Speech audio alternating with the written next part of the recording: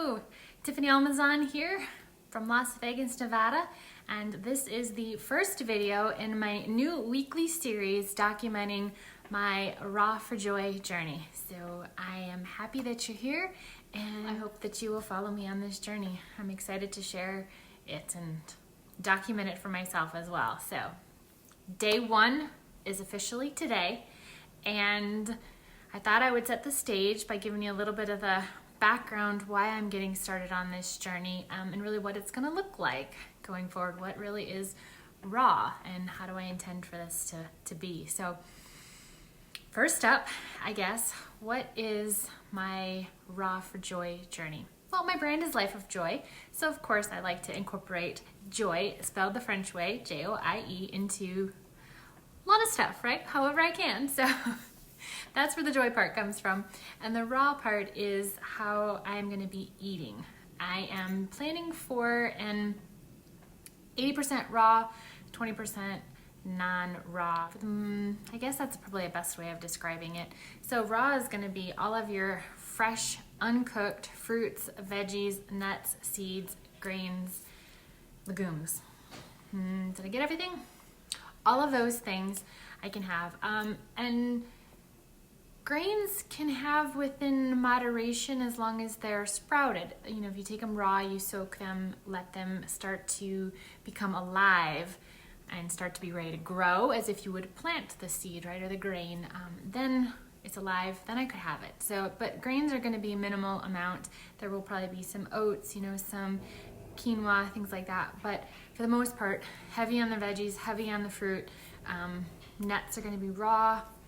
Nuts you don't really sprout, but you can soak so that they can become alive, activates the enzymes in them, and gets rid of the anti-nutrients. Nothing will be heated over 118 degrees at the center, basically. So can you cook some things in the dehydrator at temperatures higher than that for a brief period? Yeah, you can, because it takes time for, you know, of course, things to, the liquids in, you know, your raw foods is going to help keep the temperature down, as well as how the dehydrator processes things. But ultimately, it's not going to get hotter than 118 in the middle at any point. Otherwise, that's when it starts to kill your food and really remove the enzymes and some of the nutrients that are in it and all that. So it really makes it harder for your body to digest. So I'm going to be eating everything uncooked, some dehydrated things. I can make like pizza crust, I can make crackers, I can make all kinds of muffins even, and some bagels I'm gonna do, all kinds of stuff that you may not think of as being like fruits and veggies, but there's so many creative ways that you can combine your food to come up with just simply delicious stuff. So that's kind of like what raw looks like for me. I have done it quite a bit. I eat quite a bit raw already currently. I've just kind of gotten to a point where I've added in too much cooked food, and I've also added in some junk food. I think, if I could say it, potato chips is probably my downside. Frito-Lays, blue bag, low salt. Yeah, those are awesome, but they're really not good for you, like at all. So I want to feel as healthy as I can feel. So I guess moving on to why I'm doing what I'm doing. I've been really feeling a lot of discouragement from all of the news that's out there and the status of the world that we live in today. And I don't know about you, but it feels like the world is ending, doesn't it? I mean, at the rate we're going right now, even here in Las Vegas, in 5 years, with the way that weather is changing, in 5 years, 30% of the vegetation that we have here won't be able to exist anymore. Just in 5 years, just that slight bit of temperature change, it will be unsustainable for 30% of what we have growing here currently. So can we adjust? Can we change? Can we plant some different things, more desert adapted? Yeah, we can, you know, but you just think about it. It's like, wow, you know, it's like rainforest is irreplaceable and it's being wiped out and decimated. I think about how much difference does it make if I conserve my water in the shower when agriculture, the livestock industry, uses over 50% of the entire water supply in the United States. And just because I'm not eating a cow doesn't mean majority of people aren't. And so really, what difference does it make if I don't water my grass on Sunday? You know, it's like, how does that really help anything, right? So really been thinking about all these things. And so I decided, well, the world may be ending. Polar ice caps are melting.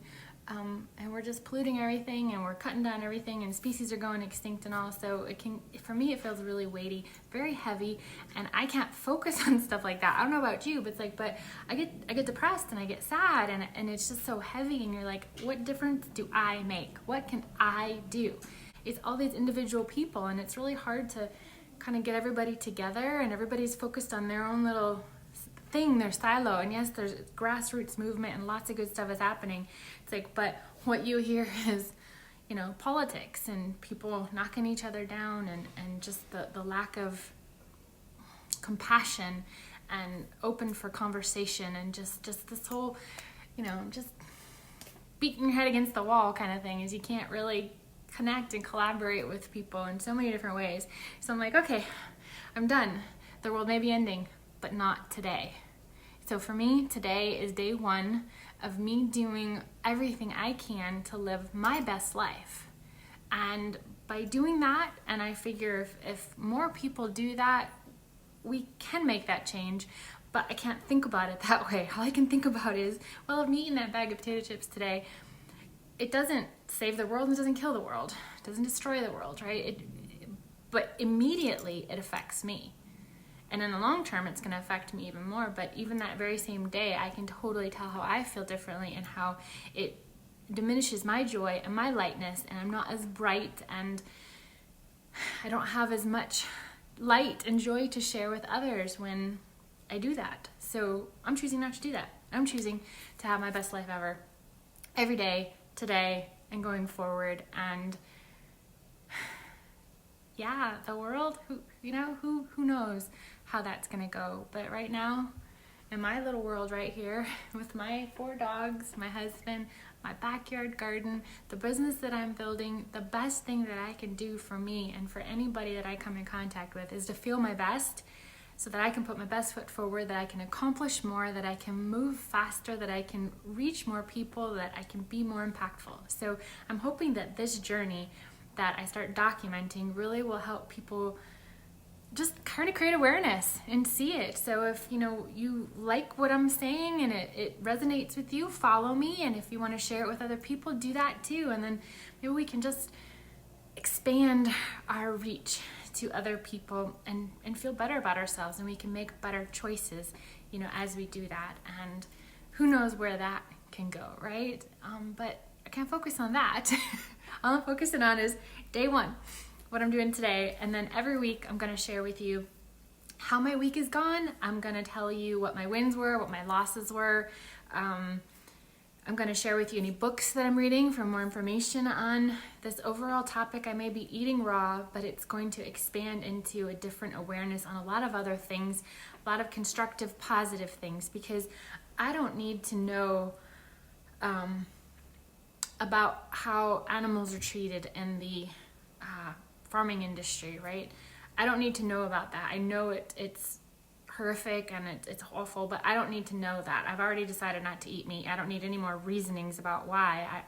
It's there, right? So enough. Okay, so what I need are the positive things. So I just watched this amazing premiere screening of a new movie called The Need to Grow, and it was awesome because it talks a little bit about the tragic situation we're in, more so with our planet and our environment versus the animals, but it really focused on 3 stories of some amazing discoveries and changes that are happening out there. And like one was in Montana, another one was in I think the other 2 actually were both in Southern California.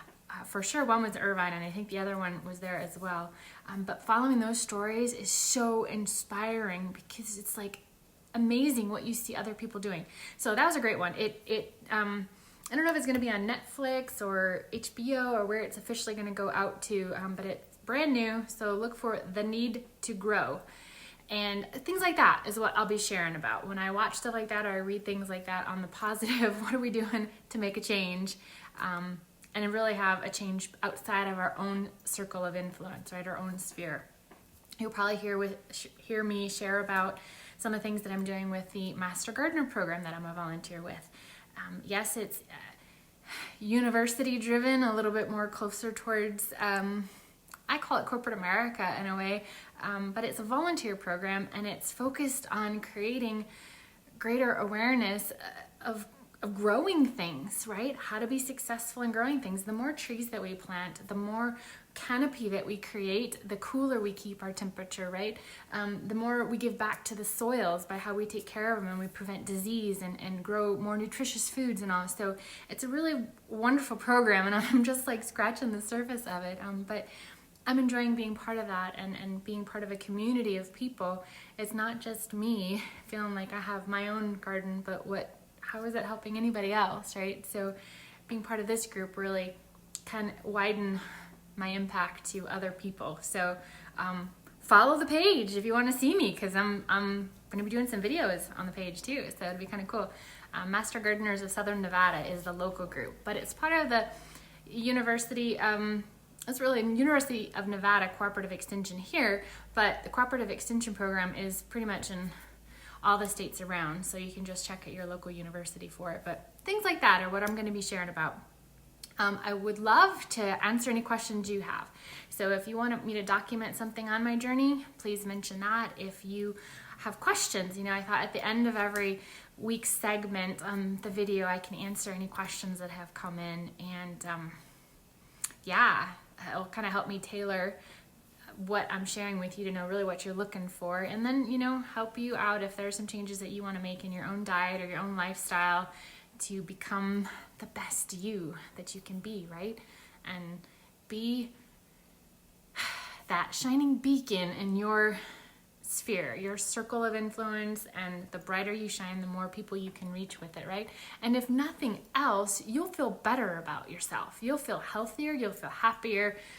Life will just be so much better. I mean, if you have a choice of, let me feel depressed and sad and discouraged and like there's no point to anything, or I can feel positive and be ready to make a contribution and learn and grow and share, right? So it's a choice, like so many things are. I mean, kind of like everything is in life is a choice that we have, So another challenge is one topic that I'm going to be facing. What things I expect to see on this journey are meal planning. Okay, so meal planning is really hard for me because it's always thinking about what's next and during the week and upcoming and all, and I may not want to eat that come Tuesday, and it's Taco Tuesday, and I don't feel like tacos. But I prepared them, things that I want to make that are more creative, raw, may take time in the dehydrator. So like I want to make this pizza recipe, and the pizza crust is going to take a day, okay? So making it is going to take like probably 15 minutes. Put it in the dehydrator. It doesn't take much work to just check on it periodically, but it takes time, so that meal prep is going to be a challenge for me, because when I get hungry, and when I want something, that's when my brain is going to be like, ooh, there's that bag of chips, or ooh, there's those potato wedges that your husband brought home. So it's like, ooh, you could just have a couple. What's a couple going to do? It's going to do a lot, and it's going to totally set me back. So I want to be prepared for that. So that's when I'm aware of it, which is good. So I'm going to start doing my meal prep, figuring things out, looking for recipes. I do follow the rawchef.com, Russell James out in England, and I don't know, somewhere outside of London, and he's amazing. Okay, awesome recipes. He's got some simple stuff and some complicated stuff. He's got some fermented tree nut,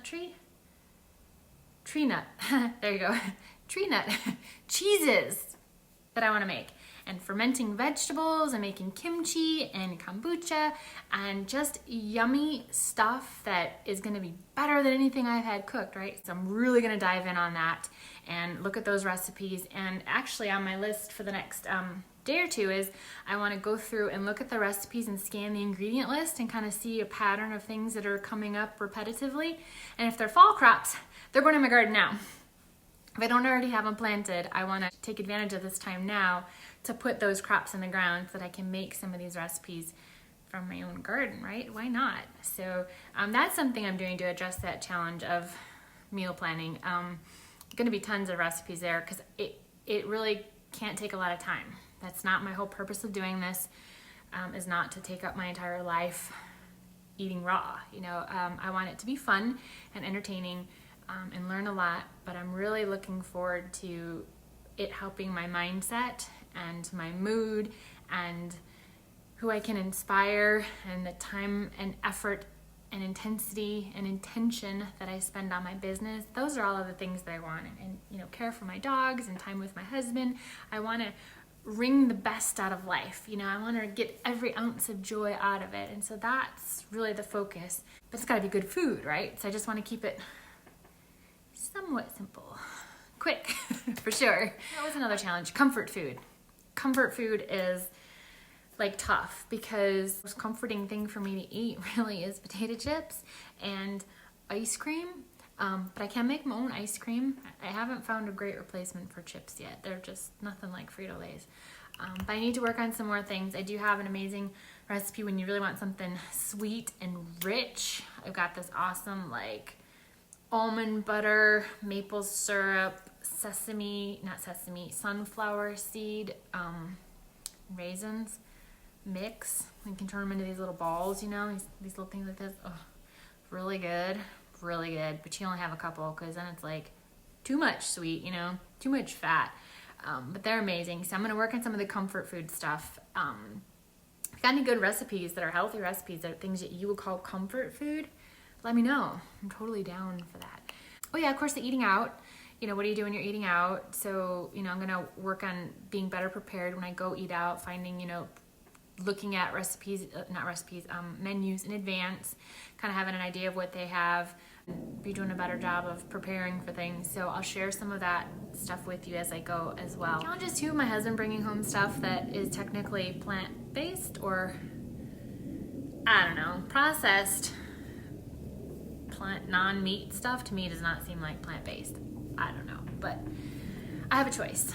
And I've been choosing to eat it because he brings it home, and I feel like, oh, just don't buy it anymore. Just don't bring it in. But you know what? When I first started my journey a few years ago, it was irrelevant what my husband did. I did it regardless, because that was my choice, and that was what I was doing for my health and for me. And if he wanted to join me, he started doing that as well, joined me.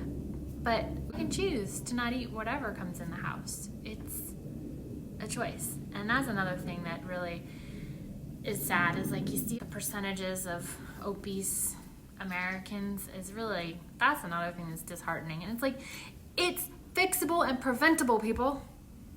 It really is. We can prevent. I even read this article recently, 97% of cancer, 97% is preventable by your diet, your lifestyle. Can you believe it? 97%. Come on. You know how big of an industry cancer is, cancer treatment, drugs that you're taking? It's like, you know, the pharmaceutical industry doesn't want you to be well. Why? There's no money in that. You don't go see the doctor if you're well. You don't take drugs if you're well. So let's keep you sick, but not dead, because then you make money for us, right? It's just so sad. So I think there needs to be a tipping point for that as well. At some point, wherever you are in your life and whatever you're going through, you know, what is that point that will become that tipping point for you? You know, maybe think about that. What is it, you know? Because can you accelerate getting to that point before it's too late, right? Before you say it's my genes, or that's how I was born, or that comes through my family line. It's like, no, it doesn't. It only comes through your family line because your family ate that, so you eat that, and it's because of the food. So change the food that you're eating, right? Which is a whole nother story. So I'm gonna focus on me and do the best that I can. So there you have it. That's my explanation, whether it be long or enough or too much or whatnot. There you have it. Or maybe I should say it this way: for better or for worse, that's my story, and I'm sticking to it. So again, this is day one of the rest of my life and my Raw for Joy journey. And I'll give you a recipe every week too. Those are always fun, right? I'll share with you like my favorite recipe of the week. This is an awesome thing. You can actually buy these at Costco now.